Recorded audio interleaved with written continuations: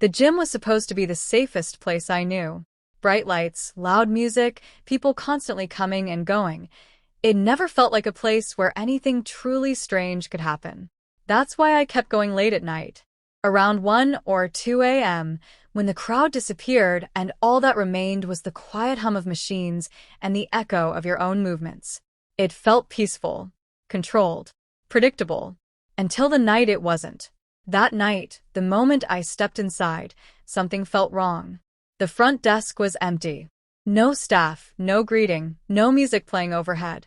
The lights were on, but dimmer than usual, like some had been turned off or were failing.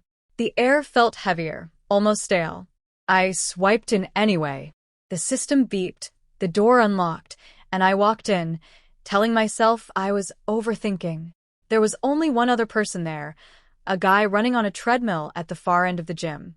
He had his hood up, head slightly lowered, moving at a steady pace that didn't change. I remember feeling relieved. At least I wasn't alone. I started my workout, trying to ignore the strange atmosphere, but every few minutes I found myself glancing at him. Something about the way he ran didn't feel natural. No change in speed, no shift in posture. Just the same exact motion like a loop. After about 20 minutes, I turned away to grab my water. When I looked back, the treadmill was empty. It didn't slow down. It didn't stop. It just kept running, belt moving fast, as if someone was still on it. I walked closer, my footsteps echoing louder than they should have. The machine was warm, like it had been used seconds ago. But there was no one around. No sound of footsteps leaving. No doors opening. I told myself he must have gone to the locker room. So I went back to my workout. But 10 minutes later, when I glanced up again, he was back. Same treadmill. Same pace. Same hood. My chest tightened. I knew, absolutely knew, that treadmill had been empty. This time I stared. I couldn't look away. Slowly, unnaturally slow, his head turned toward me. I couldn't see his face clearly, just darkness under the hood, but I felt his gaze lock onto mine. And then I saw it. A smile. Not a normal smile. Not something human. Just a shape, forming in the darkness, stretching wider than it should. I grabbed my bag immediately and started walking toward the exit. I didn't run, not yet. I didn't want to draw attention. As I passed the row of treadmills, I forced myself not to look. But I did. The treadmill was empty again. Still running. I left without stopping, my heart pounding all the way to my car.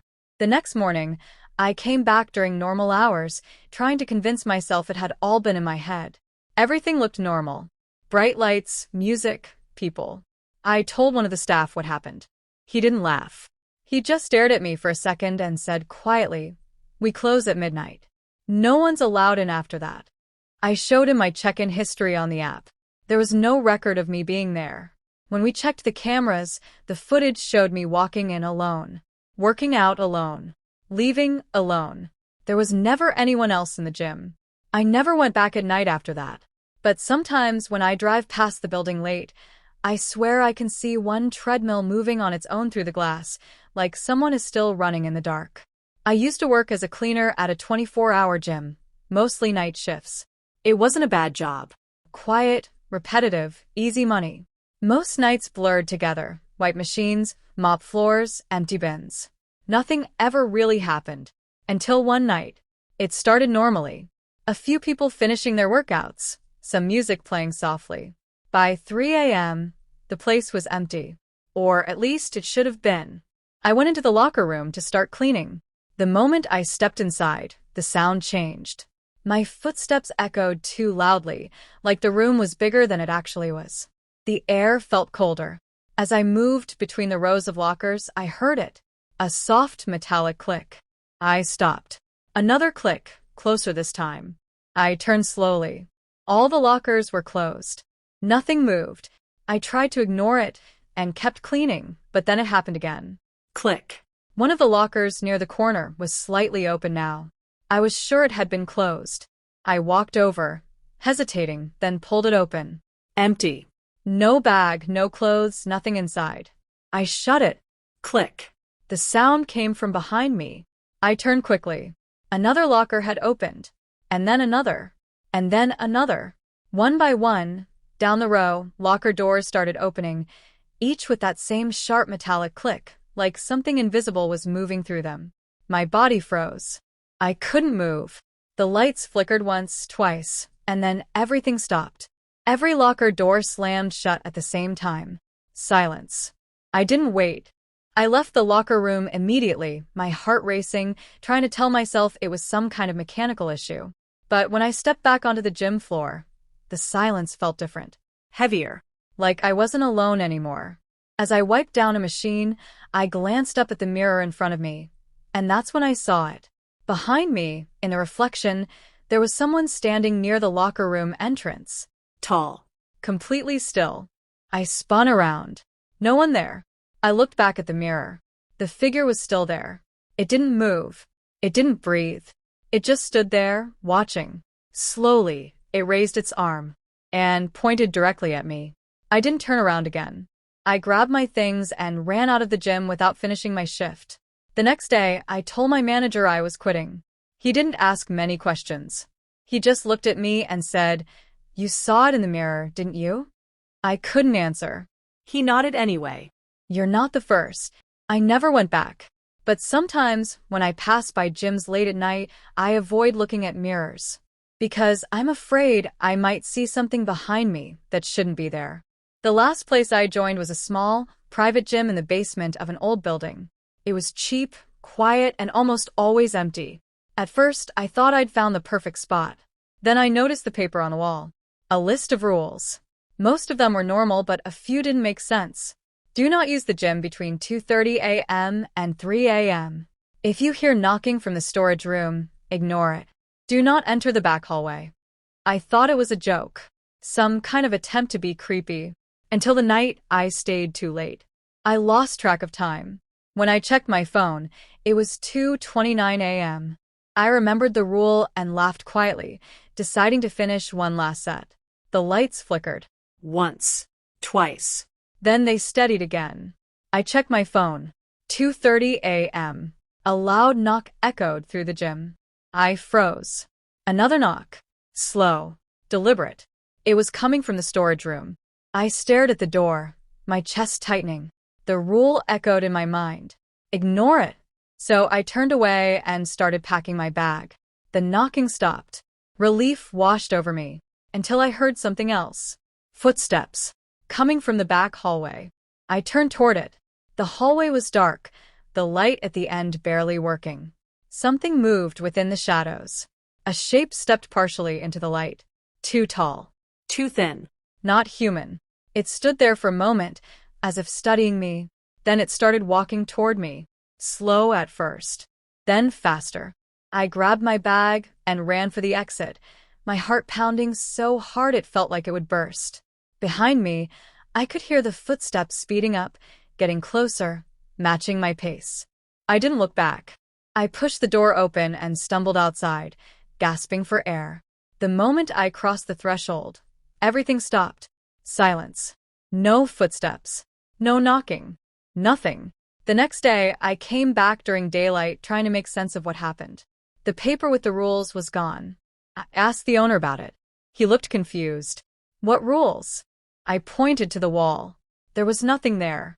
No tape marks. No sign anything had ever been posted. I never returned after that. But sometimes, late at night, when I can't sleep, I think about that hallway. And I can almost hear those footsteps again, slowly getting closer. Even now, long after I stopped going to that gym, I still find myself thinking about those nights in ways I can't fully explain. It's not just fear, it's confusion. A kind of quiet, lingering unease that doesn't go away, no matter how much time passes. What bothers me the most isn't what I saw, it's how real it all felt, like I had stepped into a place that followed different rules for a short period of time. For weeks after that first incident, I tried to convince myself there had to be a logical explanation. Maybe I was exhausted. Maybe my mind filled in gaps, creating things that weren't really there. But the details never faded. If anything, they became sharper. I could still picture the treadmill moving on its own, still hear the soft mechanical hum echoing through an empty room. I could still feel that moment when the figure turned its head toward me, that unnatural slowness, like time itself had stretched. Sleep became difficult. Every time I closed my eyes, my mind replayed those scenes, but slightly different each time. Sometimes the gym was darker. Sometimes the figure was closer. Sometimes it didn't just smile. It stepped off the treadmill and started walking toward me before I could leave. I would wake up suddenly, heart racing, convinced for a split second that I wasn't in my room anymore. The second experience with the locker room affected me in a different way. It wasn't just fear, it was the feeling of being watched. Even in completely normal places, I started catching myself checking reflections, glancing at mirrors longer than necessary. Not because I expected to see something, but because I was afraid of what might be there if I didn't look. There were moments when I thought I saw movement behind me, but when I turned around, everything was normal. Still, that feeling stayed. Like something just outside my awareness was always there, waiting for me to notice it. What really unsettled me was what my manager said before I left that job. He didn't ask questions. He didn't try to explain it away. It was as if he already knew exactly what I had experienced.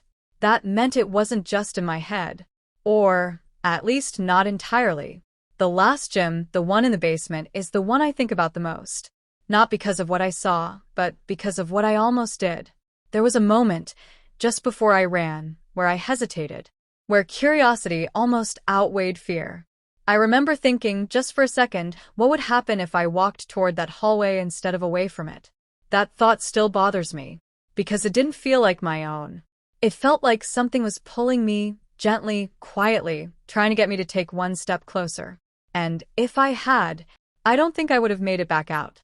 Even now, I avoid places that feel too empty, especially late at night. Gyms, basements, long hallways with flickering lights, they all remind me of those moments. Most people don't notice those details, but I do. I notice